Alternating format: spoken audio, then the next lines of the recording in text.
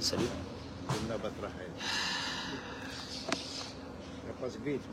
On est le combien aujourd'hui? Le 2 janvier 2025.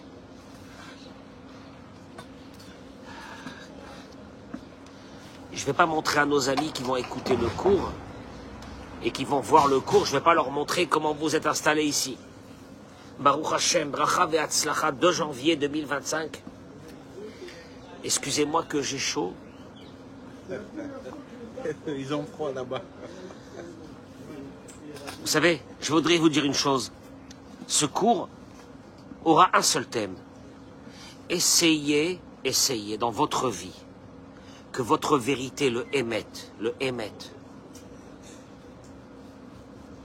extérieur, se rapproche de celui qui est intérieur. Ça va être, écoutez-moi bien, la Avodat Hashem, c'est ça. C'est que tu arrives tout doucement à ce que la dichotomie entre ce que tu présentes et ce que tu es soit la plus proche, la moins éloignée. C'est tout. Ce que Dieu va te demander, c'est ça. Ce que tu présentes à l'extérieur soit le plus proche de l'intérieur. Mais vous allez voir ce matin. Vous allez voir. Alors, ce cours est dédié Leilou Nishmat, Donna Bat Rachel. Toda Rabba d'être nombreux, d'être avec moi ce matin. David, tu es avec moi ce matin? Merci, mon chéri. Simon, tu es là? Simon, pourquoi tu es en cagoule? Tu as froid? Il fait chaud. Richard, on est là ce matin. Baruch Hashem. Gérard, il est là. Mordechai Azoulay, viens ici. Eric, il est là. Tout le monde est là. Samuel, David, tout le monde est là. Baruch Hashem. Chazak ou Baruch. Non, je donne pas de nom. Je veux que tu restes anonyme. Baruch Hashem. Regardez. Écoutez-moi bien. J'accueille mes amis. Partagez-moi ce cours, s'il vous plaît. Mettez-moi les noms des malades. C'est un grand jour. On est dans le 8e jour de Hanouka, Zot Hanouka. Un moment extraordinaire de prière, de repentir, de demande à Dieu tout ce qu'on a besoin. Dieu, qui nous aime tellement. Hein? Il nous aime tellement, Hachem, il nous aime. Hein, il nous aime comme on est. Il nous aime. Il y a quelqu'un qui peut nous aimer plus que Dieu? Qui nous maintient en vie chaque instant. Il nous maintient en vie chaque instant. Qu'est-ce que tu veux qu'on fasse?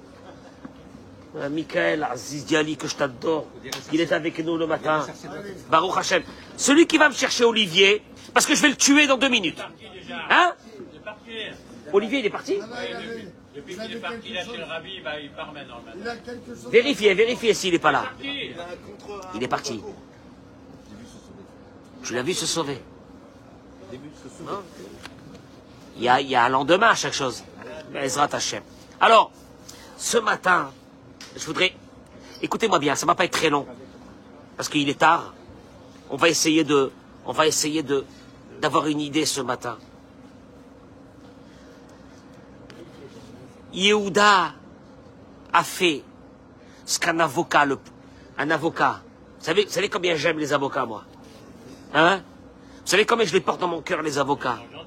Hein?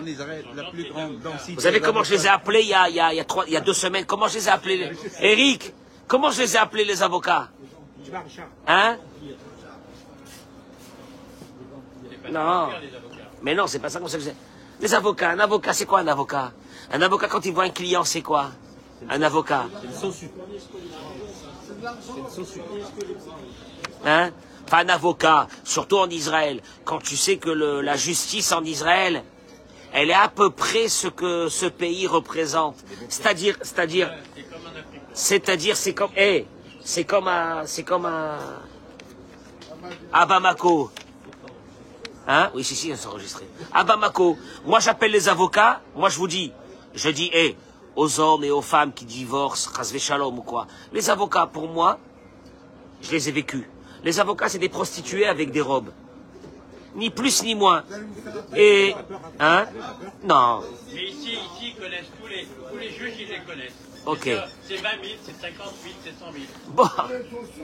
Yehuda. Allez, on revient. Allez, ça y est, on reste tomber. Yehuda fait une... Il est là. Il parle devant Yosef. La défense, il prend la défense de son frère Binyamin. Comment est-ce que je peux retourner en Israël sans ramener mon frère Binyamin? Mon père va mourir si je le ramène pas. Et tu me suis ou non? Un moment dramatique. Et là, la Torah elle nous dit que Yosef n'a pas pu se retenir devant tous ceux qui se tenaient devant lui. Il a demandé de faire sortir tout le monde. Il a laissé que ses frères. Vaïten et Kolo Bepri. Il s'est mis à pleurer. Maintenant, eux, ils sont en train de voir l'homme le plus puissant du monde. Ils ne savent pas qui c'est. Il se met à pleurer. Bah, Yomer, Yosef el Echav. Yosef, il dit à ses frères, Ani Yosef. C'est moi, Yosef. Aod Avichai. Est-ce que mon père est encore vivant? Je t'explique, hein. Ça fait déjà plusieurs mois qu'il leur demande chaque fois des nouvelles du papa. Et là, Yehuda, il vient de lui dire, je ne peux pas retourner en Israël sans amener mon frère parce que je risque la mort de mon père. Donc ça veut dire que ton père est de quoi? Il est vivant. Yosef se met à pleurer et il leur dit, est-ce que mon père est vivant? Yosef, je sais pas, t'as un problème dans ta tête. Toute la plaidoirie de Yehuda, elle est basée sur une chose. Que je ne peux pas retourner en Israël sans ramener Binyamin parce que ça va causer la mort de mon père. Ce qui veut dire que Yosef vient d'avoir l'information que son père est quoi? Est vivant. Et il redemande, est-ce que mon père est vivant? Velo yachlu echav la'anot oto. Et ses frères ne purent lui répondre, Kini valu mi panav, car ils étaient bouleversés devant lui. J'arrête ici. Il y a un vrai problème. Le Rav Reuven Karlinstein, dans son livre, il ramène une chose extraordinaire. Il dit les paroles du Midrash sur ce verset. Le Midrash Rabbah, il dit Abba Cohen Bardella, il y avait un grand Rav qui s'appelait Abba Cohen, au temps du Talmud, qui dit la chose suivante. Au moment où Yosef leur dit ces mots, lui, le Midrash, il dit, Abba Cohen Bardella, il dit, Oy lanu miyom adin, oy lanu miyom atochacha, malheur à nous au jour du jugement, malheur à nous au jour de la remontrance, quand on partira de ce monde après 120 ans. Je n'ai pas compris quel est le rapport. Yosef, le Midrash, il continue, il dit, devant ses frères, il les a mis face à une réalité, à plus forte raison quand Dieu nous mettra à nous face à notre réalité. Alors, la vraie question qui se pose, c'est que Yosef leur a fait aucune remontrance. Il leur a rien dit. Il leur a dit, est-ce que mon père est vivant?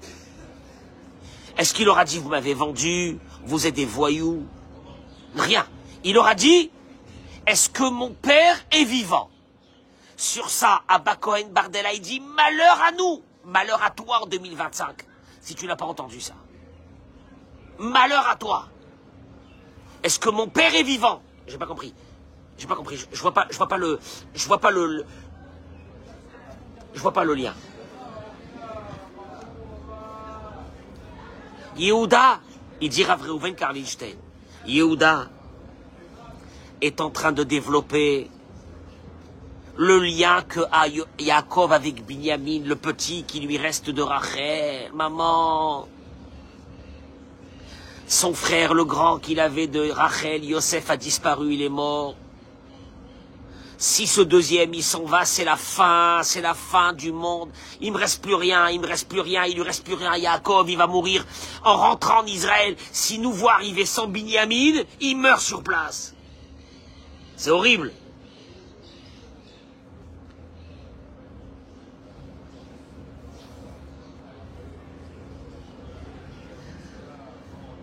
Et là, il dit, Rav Karlinstein, ces trois mots, Aod Avichai, est-ce que mon père est encore vivant? C'est comme quand tu prends, il dit, un couteau, c'est comme quand tu prends une aiguille et tu fais exploser un ballon rempli d'air. Paf, paf. Les frères n'ont pas pu répondre.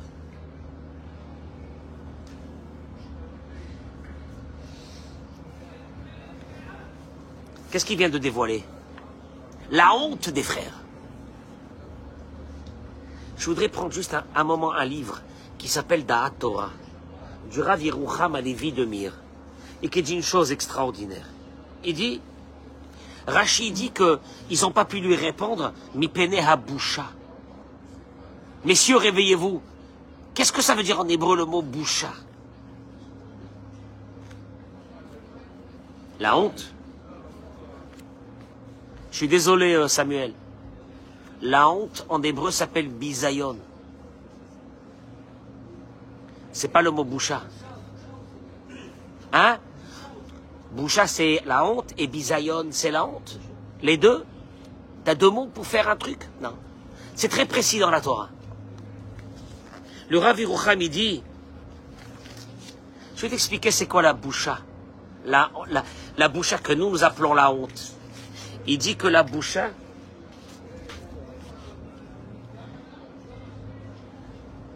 il dit Rav Yerucham, la boucha, c'est une honte personnelle. Tu sais comment on l'appelle en français, la honte personnelle, une honte que tu ressens toi-même, qui n'a rien à voir de la honte que tu ressens vis-à-vis des autres. On appelle ça un déshonneur. Un déshonneur, c'est une chose que la personne ne le ressent seule. Eric, quand tu m'as dit la honte, c'est une humiliation. Celle-là, elle est perçue par rapport aux autres. Mais quand je te dis que c'est un déshonneur, c'est par rapport à moi, que je ressens moi-même. Un déshonneur. Il dit Rav Yerucham, il y a une grande différence entre le bisayon, entre l'humiliation qui est vis-à-vis des autres, et le déshonneur qui est vis-à-vis de moi-même, sans qu'il y ait personne devant moi. J'ai pas compris. Qu'est-ce qu'il est en train de nous dire? Parce qu'il faut qu'on l'explique en français. C'est énorme ce qu'il dit, le Rav Yerucham. Il dit, quand il a dit, est-ce que mon père est vivant? Je vous ai posé la question, il savait que son père était vivant. Au fait, Yosef est en train de dire une chose. Il n'y a pas plus horrible dans le monde qu'un déshonneur personnel. Vous êtes en train de me dire, tu es en train de me dire qu'il faut que tu ramènes Binyamin en Israël parce que sinon ton père, il va quoi? Il va mourir. Il demande à Yehuda et aux frères, comment vous vivez dans votre vie avec ce déshonneur personnel qui est la contradiction de votre vie? Quand vous m'avez vendu, est-ce que vous avez pensé à papa? Est-ce que vous avez pensé que peut-être papa risquait de mourir? Là, d'un seul coup, aujourd'hui, papa, il va mourir. Papa, il va mourir. Et moi, quand vous m'avez vendu et que vous avez pris mon habit et vous l'avez trempé dans du sang que vous lui avez mis devant lui, en lui disant c'est un animal qui a dévoré ton fils, vous n'avez pas eu peur qu'il allait mourir à ce moment-là? Non, ravé ayom. Et là, lo yachlou la'amod mi panav. Ils n'ont pas pu se maintenir devant lui. Rashi ramène mi pene habusha, le déshonneur. Abba Cohen Bardella, il te dit une chose. Tu sais sur quoi ton jugement un jour il sera axé dans le ciel et peut-être même dans ce monde? Est-ce que dans ta vie tu as deux fonctionnements? Ça va être terrible. Deux fonctionnements. Celui que tu présentes, celui que tu montres, ce visage que tu montres, mais qu'à l'intérieur de toi, il y a une autre personne. À l'intérieur de ta maison, il y a une autre personne. Tu vas le payer cher. Je peux rajouter, Richard. Si, ici, à l'extérieur, devant tout le monde, t'es quelqu'un d'invivable, d'imbuvable, et qu'à l'intérieur de ta maison, tu es aussi quelqu'un d'imbuvable, je peux te dire une chose, peut-être que ton jugement, il sera pas mal. Tu sais ce qu'il y a le pire dans le monde? Ce qu'il y a le pire devant Dieu, c'est deux personnalités. À l'extérieur, tu présentes quelqu'un de très bon. À l'intérieur, tu es quelqu'un d'invivable. Et là, la Torah, elle te dit, écoute-moi bien, c'est ça le jugement d'un être humain après 120 ans et peut-être même dans ce monde. Si tu es cohérent, tu es cohérent. Mais quand tu n'es pas cohérent, le déshonneur que tu devrais ressentir, que tu n'as pas ressenti, ce déshonneur de ta vie, ce déshonneur de ta vie, c'est pas la boucha, c'est pas l'humiliation, Eric, devant les autres, c'est devant toi-même. Tu n'arrives pas un beau matin à te réveiller, à te dire, eh, dis-moi, Ayeka, où tu es? Ayeka, où tu es? Ça fait 50 ans que tu présentes un visage à l'extérieur et un autre à l'intérieur. Attention, des fois tu vois des gens, tu es très déçu. Il y a des fissures qui se font chez eux et d'un seul coup ils dévoilent leur vraie personnalité. Et tu te dis, je m'attendais pas à ça. Et moi je voudrais te répondre, attends-toi à tout.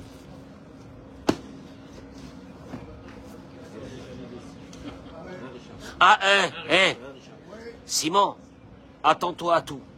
Il y a des personnes qui te montrent un beau visage pendant des années.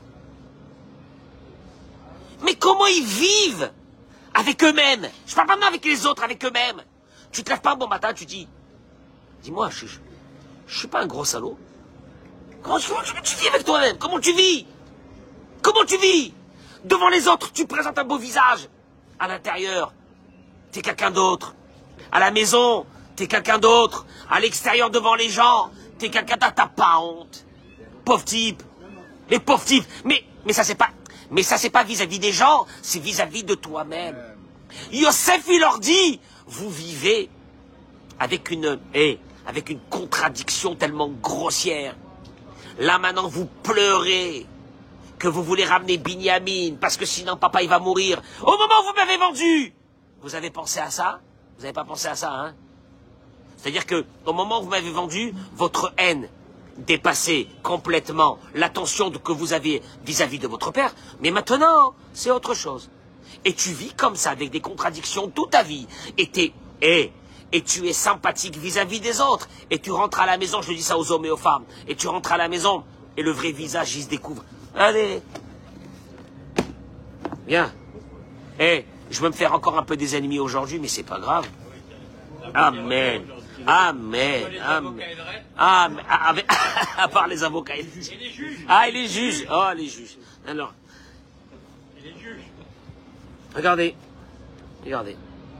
On est bémettes. Donc ici, il faut connaître les gens, c'est tout ce qu'il faut. Voilà. Voilà. Hein? Voilà. Je le connais, hein.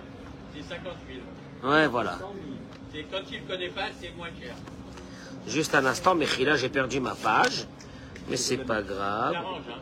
T'inquiète pas, il n'y a pas de souci. Voilà, voilà, voilà, voilà. Voilà, la voilà.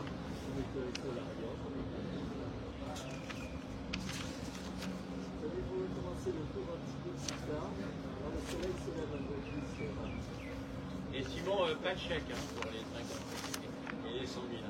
Du chocolat. Du chocolat noir. Hein? Mais bien sûr, ils connaissent. Chocolat mou. Hein? Même les jeunes, ils sont... Arrange-moi le dossier. Il ramène ici le rave. Arrange-moi le... Bon, ça se fait que j'ai perdu ma page. Je sais pas ce qui s'est passé ce matin. Bon. Oh! Il ramène le rave ici. Tu dis ça, la vérité, t'as honte. Tu as honte. C'est qui le rave? Rabbi Nachman de Breslev. Ah, Il y a un verset qui dit dans Tehilim que... Il y a un verset dans Tehilim qui dit que Olam Chesed Ibané. Le monde, il est... le monde, il est basé sur La bonté. la charité, la bonté, etc. C'est ce qu'il dit David Amelech. Il dit qu'on aurait dû dire, en vérité, dans le Tehilim, pas Olam, le monde, est basé sur la bonté. Mais on aurait dû dire dans Tehilim, Bait Chesed Ibané. Qu'une maison, un foyer, il se construit qu'avec une seule chose, le Chesed. Pas le monde, laisse le monde, laisse le monde. Ah, t'es qui toi pour dire le monde? Ta maison. Bait, pas Olam Chesed Ibané. Le monde est maintenu grâce à la bonté. Mais Baï, ta maison, Betra, chesed ibané. Ta maison, elle dépendra d'un chesed. Adam, shu ba'al chesed achi gadol ba'olam. Un être humain, il est le plus sympathique dehors. Il est le plus gentil avec les autres, il est le plus avenant avec les autres, il est le plus poli avec les autres. Un homme, une femme, il s'occupe des pauvres, il s'occupe des malheureux, il s'occupe des chayalim, il s'occupe de tout le monde. Il fait plein de choses pour les gens, pour les... Avalou et non, c'est chesed.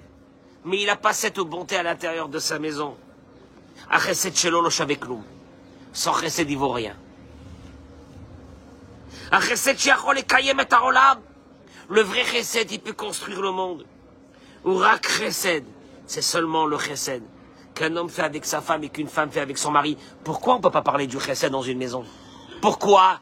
Pourquoi dans une maison on ne peut pas parler du chesed? Pourquoi dans une maison il n'y a pas des êtres humains? Pourquoi il n'y a pas des êtres humains dans une maison? Pourquoi ton visage que tu as dehors, tu ne peux pas l'avoir à l'intérieur de ta maison? Avec ta femme, avec ton mari? Pourquoi? Veda, il dit une chose. Adam, un être humain, Shemitasek bechesed imabriot, qu'il est très sympathique avec tout le monde, qu'il est super sympa, qu'il est gentil, qu'il est bien, qu'il est bon avec tout le monde. Cette personne-là, elle a une grande épreuve que quand elle rentre à la maison, de faire ce même chesed dans cette maison. Parce que lui, pour lui, quoi? Pour lui, il a tellement du succès dehors, elle a tellement du succès dehors, à l'extérieur, qu'elle s'imagine que quand elle rentre chez elle à la maison, c'est le roi, c'est la reine de la maison. Vous m'entendez ou non? Mais voilà qu'à l'intérieur de la maison, tu arrives à une réalité. C'est quoi la réalité? C'est que les personnes qui sont à l'intérieur de la maison, ils savent, ils le savent, ils savent qu'à l'extérieur, tu as un autre visage. Et ça les rend encore plus tristes de savoir qu'à l'extérieur, tu es très gentil avec tout le monde et tu es bien avec tout le monde, et qu'à l'intérieur de la maison, tu te fais découvrir. Tu sais quoi? Gérard, il y a des gens, ils rentrent à la maison, d'un seul coup, il y a le masque. Ça fait peur. Il y a le masque. Dis-moi, tu peux pas vivre une fois dans ta vie avec une présence divine, que quand tu es dehors, tu fais attention avec tout le monde, et quand tu rentres à la maison, tu fais attention à ceux qui sont aussi à la maison, oui ou non? Pourquoi? Quand ici à la synagogue, il y a un ami qui te parle, tu réponds, tu parles, tu discutes, tu palabres, oui ou non? Et quand tu rentres à la maison, arrête, tu me gonfles. Et moi j'aurais bien voulu te voir ici en train de me dire à ceux qui vont te parler, ne me parle pas, tu me gonfles, j'ai une mauvaise journée, dégage, va-t'en, je veux pas t'écouter, je vais t'écouter faire la même chose. Et tu vis avec ce, c'est horrible, et tu vis avec cette double personnalité, et t'es bien, mais c'est normal. Écoute, regarde ce qu'il dit, je termine avec ça. Adam, le point qui va te faire découvrir ta vérité, qui tu es.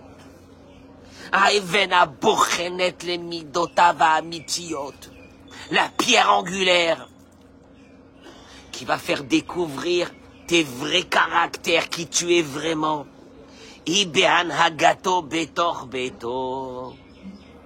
C'est comment tu es à l'intérieur de ta maison. C'est terrible.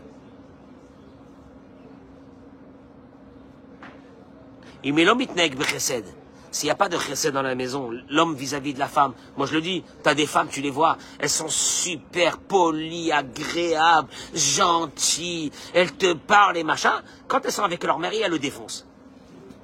J'ai pas compris. Hein? Comment tu... Non, une seconde. Est-ce que pour toi, permuter de Dr. Jekyll à Mr. Hyde, c'est normal? C'est normal. Dr. Jekyll, Mr. Hyde.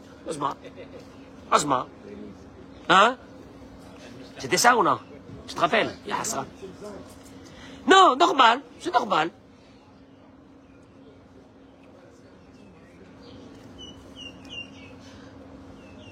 Raphaïm Vital, je termine avec ces mots, il dit qu'il y a des personnes qui font du chesed avec tout le monde, qui sont très gentils avec tout le monde.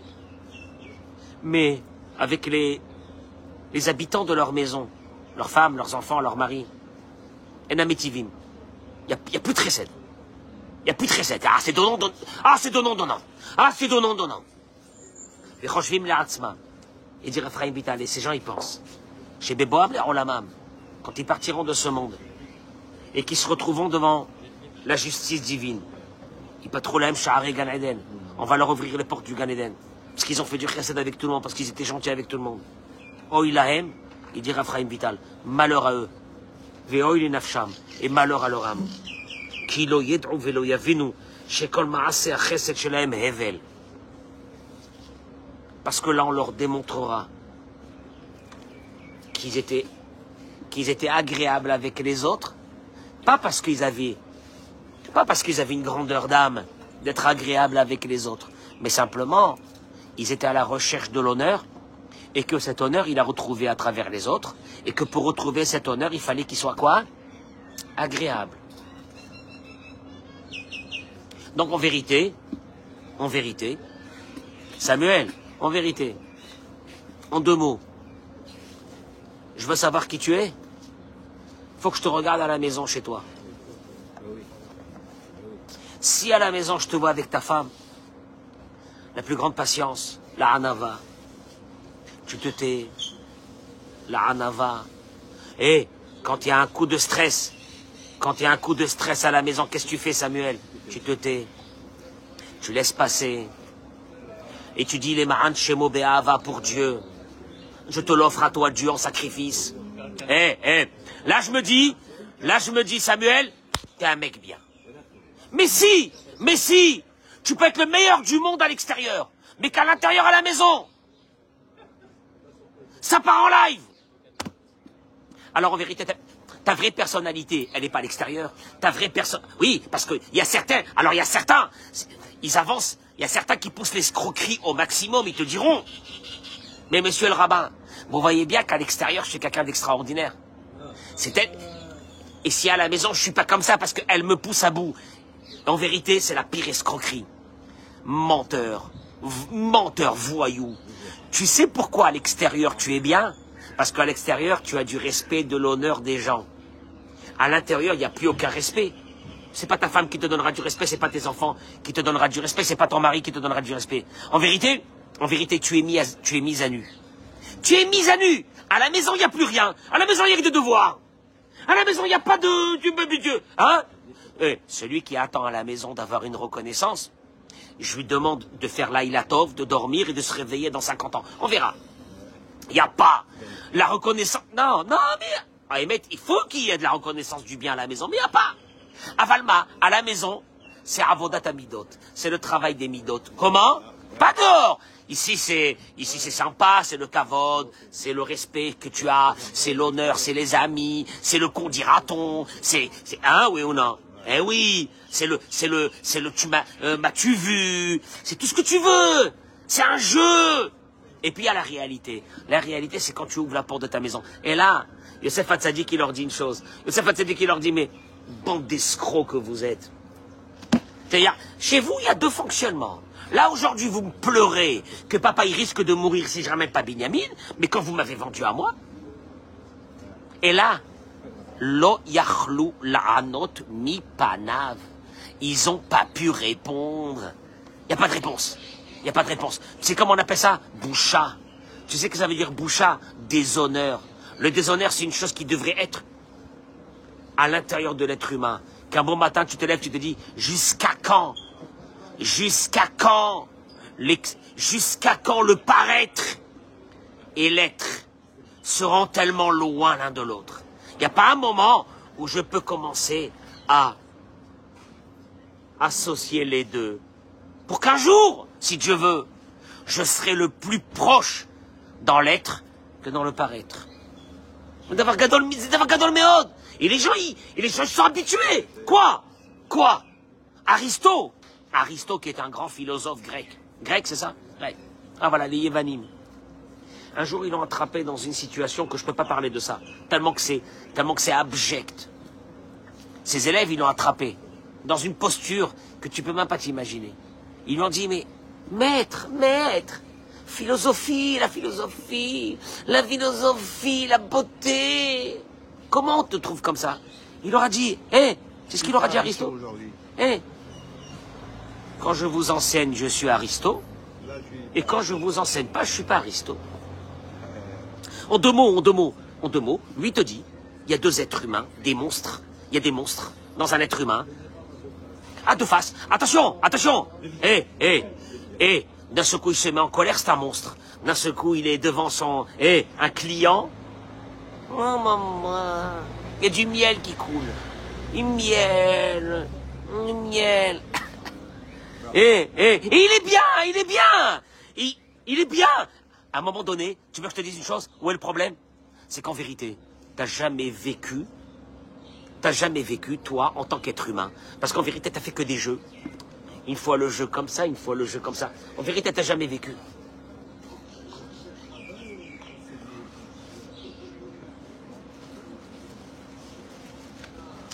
Non, j'essaie d'être utile. Faire des cours de Torah.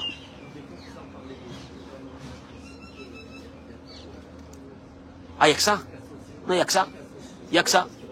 Non, y'a que ça parce que moi, quand je reçois des couples, tu vois des garçons et des filles au demeurant très gentils. Alors la visite, ça coûte cher, hein, chez moi. C'est marqué ici gratuit. Écoute-moi bien, je suis sûr que je dois dégager de moi un message.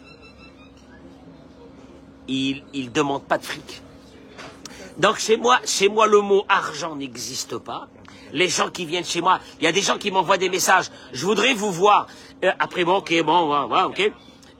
Si vous pouvez me dire combien que ça coûte. Et moi, j'adore dire, c'est gratuit. J'ai un plaisir à dire ça. Il y a d'autres qui ont un plaisir à dire, c'est 200. Ou 500. Et moi, j'ai un plaisir à dire, c'est gratuit. Et écoutez-moi bien. Et moi, ma femme m'a dit, c'est sûr que sur ton front, il doit voir le mot gratuit. C'est pas possible. Tu sais pourquoi? Parce que, Mechila, je supporte pas. Ça n'a rien à voir avec le cours. Je supporte pas.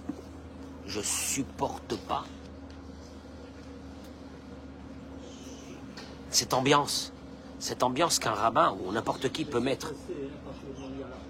Hein? Mais tu veux que je te dise? C'est pour ça que je suis libre. Tu sais pourquoi je suis libre? Parce que l'argent, elle aliène la personne. L'argent attrape la personne. L'argent, elle masque les messages. Écoute-moi bien. J'ai peur de personne. Je me fiche des grands fortunés. Ceux qui ont de l'argent, ceux qui n'ont pas de l'argent, ils sont à la même valeur chez moi.